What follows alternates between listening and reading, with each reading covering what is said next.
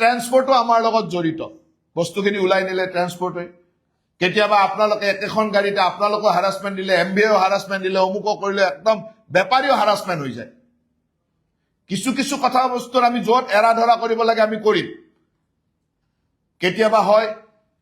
load ইন্টাৰৰ ঠাইৰ পৰা অকমান লোডত অলপ বেছি নানিলে তেওঁলোকে মিলাব নোৱাৰে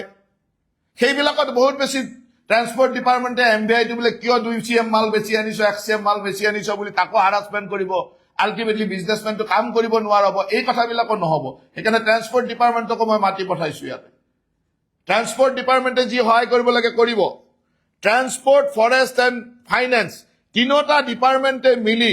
তিনিটা ডিপাৰ্টমেণ্টৰ ৰেভিনিউ বৃদ্ধি কৰিব লাগিব আৰু অসম চৰকাৰৰ ৰেভিনিউ বৃদ্ধি কৰিব লাগিব ইয়াত কত হুৰুঙা থাকিব নোৱাৰে কত দুই তিনিটাৰ আণ্ডাৰষ্টেণ্ডিং থাকিব লাগিব এই বোলে ফৰেষ্টে ধৰিলে ওলাই আহি এমবিআইটো ধৰিলে এই বোলে অমুক কৰিলে এই কথাটো নহব এই কথাবিলাকৰ কাৰণে আমি এটা খুব জইনভাৱে ফৰেষ্ট ট্ৰান্সপৰ্ট এণ্ড ফাইনেন্সে বহি পেলাই গোটেই পলিচিটো কৰা হ'ব আৰু আপোনালোকক আজি সেই কাৰণে আপোনালোকৰ পৰা মই সাজেশ্যন বিচাৰি কি কৰিব লাগে এটা ইমান ৰয়েলটি কোড গণ্ডগোল হয় এই গণ্ডগোলবিলাকৰ মূল উৎসবিলাক কি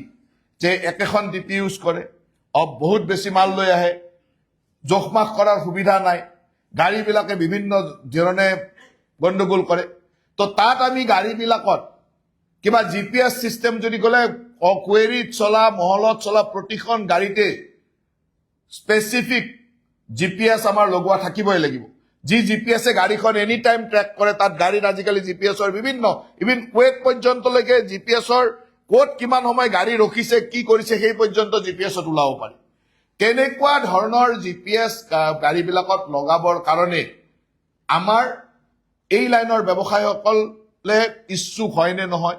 তেওঁলোকৰ কিবা প্ৰব্লেম হ'ব পাৰে নেকি কিন্তু লগালে কিমান লাভ হ'ব সেই কথাটো আপোনালোকে ক'ব লাগিব যে আমি জিপিএস সিস্টেম কৰিম যে প্ৰত্যেক গাড়ীত ঠিক আছে এইটো বহুত দামৰ বস্তু নহয়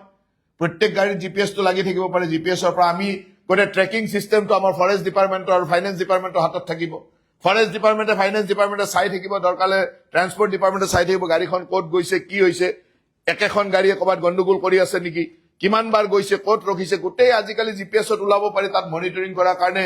এটা সিস্টেম ডেভেলপ কৰি আমি 100% মহল আৰু কুৱেৰিৰ গাড়ীত আমি জিপিএস লগাব পাৰো নেকি বা লগালে ক'ত লাভ হ'ব আৰু লগালে কি ধৰণৰ অসুবিধা হ'ব এই কথাবিলাক আপোনালোকে ফিল্ডৰ মানুহখিনি মোক ক'ব